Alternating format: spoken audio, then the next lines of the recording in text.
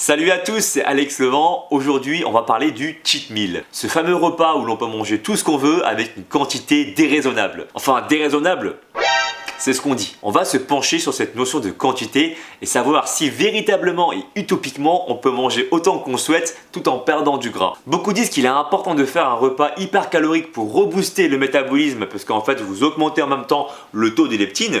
Et pour tout vous dire, je suis plutôt partisan de cette idée, mais quand même sous certaines conditions qu'on va mettre au clair aujourd'hui. Je me suis penché sur une étude récente pour justifier mes propos et si vous voulez en savoir plus, le lien est dans la description. Les chercheurs voulaient savoir si une journée hyper calorique avait un impact négatif sur la perte de poids alors que vous avez fait attention toute la semaine caloriquement parlant. Entre autres, savoir si un cheat meal pouvait détruire tous vos efforts fournis en semaine avec un régime hypocalorique. Pour le savoir, ils ont créé en fait deux groupes et chaque groupe avait mangé autant de calories dans la semaine, soit 10 500 calories en 7 jours. Seulement, chaque groupe avait un protocole qui était bien différent. Le premier groupe devait consommer 1500 calories chaque jour de la semaine, ce qui correspondait à 10 500 calories au bout d'une semaine, tandis que le deuxième groupe devait consommer 1300 calories les 6 premiers jours de la semaine et 2700 calories le dernier jour de la semaine.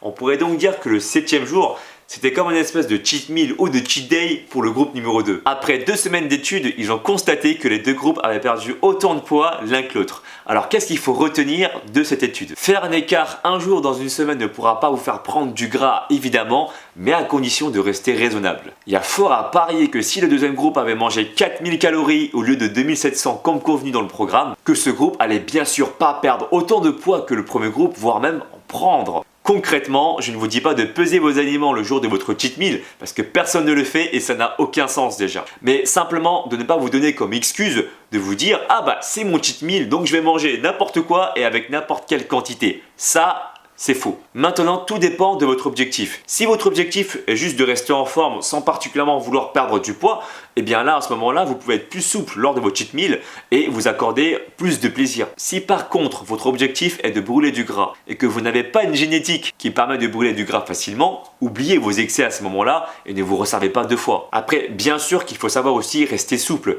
et que lors de certains événements, comme les anniversaires, il faut savoir mettre de côté les macronutriments et se faire plaisir. Et vous, comment est-ce que vous gérez votre cheat meal? Dites-moi en commentaire vos astuces pour qu'on puisse échanger nos idées et discuter dans la barre des commentaires. Vous pouvez aussi me suivre sur les réseaux sociaux Snapchat, Facebook, Instagram, Twitter. Et très important aussi, n'oubliez pas de cliquer sur la petite cloche qui se trouve à côté du bouton s'abonner. Vous allez comme ça recevoir une notification à chaque fois que je sors une nouvelle vidéo. Si vous avez aimé la vidéo, n'hésitez pas à vous abonner à ma chaîne en cliquant sur ma vignette. Like et partage la vidéo à tes amis qui font des cheat meals. Tu peux aussi cliquer sur la petite vignette qui s'affiche pour t'abonner à ma chaîne.